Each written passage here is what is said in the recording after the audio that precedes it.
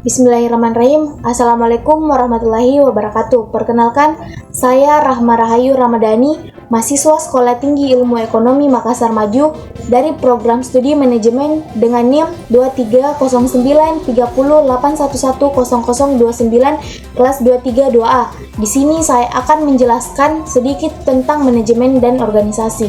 Manajemen perusahaan. Definisi manajemen ada dua, yaitu definisi manajemen sebagai suatu proses dan definisi manajemen sebagai suatu seni. Manajemen dapat didefinisikan sebagai suatu proses yang terdiri dari serangkaian kegiatan, perencanaan, perorganisasian, pengarahan, dan pengendalian yang dilakukan untuk menentukan dan mencapai tujuan organisasi melalui pemanfaatan sumber daya manusia dan sumber daya lainnya secara efektif dan efisien. Manajemen dapat didefinisikan sebagai suatu seni dalam menyelesaikan pekerjaan melalui orang lain.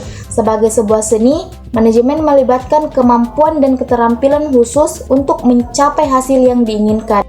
Ada 4 fungsi manajemen. Pertama yaitu planning atau perencanaan, kedua organizing atau perorganisasian, ketiga actuating atau pengeksekusian, dan yang terakhir adalah controlling atau pengendalian. Planning atau perencanaan merupakan suatu proses pemilihan kegiatan atau sekumpulan kegiatan dan keputusan selanjutnya mengenai apa yang harus dilakukan, kapan, bagaimana, dan oleh siapa suatu kegiatan tersebut dilakukan. Ada 4 tahap perencanaan. Yang pertama adalah menetapkan tujuan atau serangkaian tujuan. Kedua, merumuskan keadaan saat ini. Ketiga, mengidentifikasi segala kemudahan dan hambatan.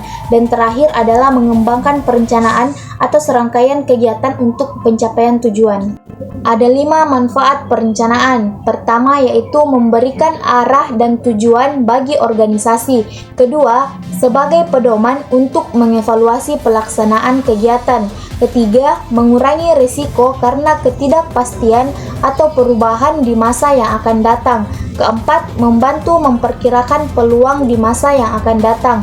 Dan yang kelima adalah efisiensi biaya. Organizing atau perorganisasian merupakan suatu proses menciptakan hubungan antara berbagai fungsi, personalia, dan faktor-faktor fisik agar semua pekerjaan yang dilakukan dapat bermanfaat serta terarah pada tujuan. Actuating atau pengeksekusian, biasa juga disebut dengan pengarahan, adalah tindakan untuk mengusahakan agar semua anggota organisasi melakukan kegiatan yang sudah ditentukan ke arah tercapainya tujuan. Controlling atau pengendalian merupakan aktivitas untuk menemukan, mengoreksi adanya penyimpangan-penyimpangan dari hasil yang telah dicapai dibandingkan dengan rencana kerja yang telah ditetapkan. Organisasi.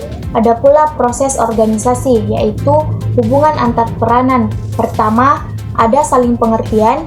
Kedua, hubungan timbal balik. Ketiga, aktivitas organisasi terjadi atas dasar adanya. Keempat, hubungan antar peranan. Proses organisasi komunikasi terdiri dari 5. Pertama yaitu bagaimana mereka saling berkomunikasi.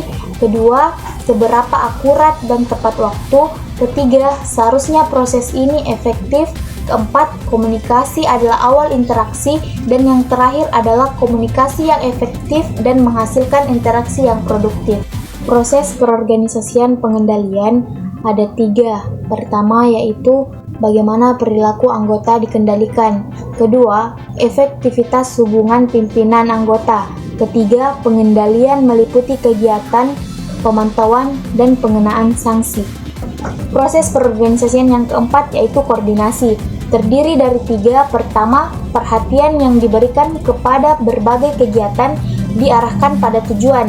Kedua, bertujuan untuk mengurangi salah satu pengertian dan konflik antara orang-orang yang melakukan berbagai kegiatan. Ketiga, pastikan bahwa semua bergerak ke arah tujuan yang sama.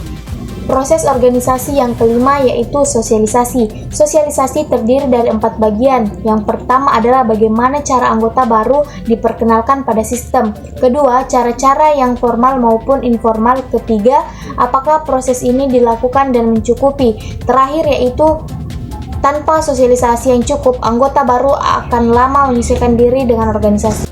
Proses perorganisasian yang keenam yaitu supervisi. Supervisi terdiri dari 3 bagian. Pertama, kombinasi pengawasan dan pembinaan. Kedua, orientasinya pada perbaikan, bukan pemberian sanksi atau penghukuman. Yang ketiga, kepemimpinan seharusnya bersifat membina, membimbing, memperbaiki, melatih, tidak memerintah reaktif, memperlakukan, dan menghukum. Ketiga, keterampilan relatif yang dibutuhkan oleh seorang manajer yaitu pertama, technical skill atau keterampilan teknis.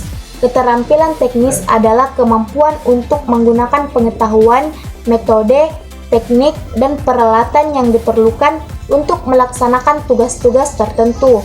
Keterampilan teknis mencakup pengetahuan tentang metode, proses, prosedur, dan teknik dalam bidang tertentu seperti akuntansi, pemasaran, produksi, atau teknologi informasi. Keterampilan teknis sangat penting bagi manajer. Yang pertama, bertanggung jawab langsung atas produksi atau penyediaan layanan. Kedua, human relation skill atau keterampilan hubungan manusia. Keterampilan hubungan manusia adalah kemampuan untuk bekerja dengan orang lain, memahami mereka, dan memotivasi mereka untuk bekerja sama. Keterampilan ini mencakup kemampuan untuk berkomunikasi, memimpin, memotivasi, dan bekerja sama dengan orang lain. Keterampilan hubungan manusia sangat penting bagi manajer di semua tingkatan karena mereka harus berinteraksi dan bekerja sama dengan bawahan, rekan kerja, dan atasan. Ketiga, conceptual skill atau keterampilan konseptual. Keterampilan konseptual adalah kemampuan untuk melihat organisasi sebagai satu kesatuan, memahami bagaimana bagian-bagian yang berbeda dari organisasi yang saling terkait, dan bagaimana perubahan dalam satu bagian dapat mempengaruhi bagian lainnya. Keterampilan konseptual mencakup kemampuan untuk menganalisis suatu kompleks, membuat keputusan strategis, dan melihat organisasi dalam konteks yang lebih luas. Keterampilan konseptual sangat penting bagi manajer tingkat atas yang bertanggung jawab atas perencanaan dan pengambilan keputusan strategis. Ketiga keterampilan ini saling melengkapi dan dibutuhkan oleh manajer pada berbagai tingkatan. Baiklah, itu tadi penjelasan dari saya mengenai manajemen dan organisasi. Mohon maaf bila ada kesalahan. Wassalamualaikum warahmatullahi wabarakatuh.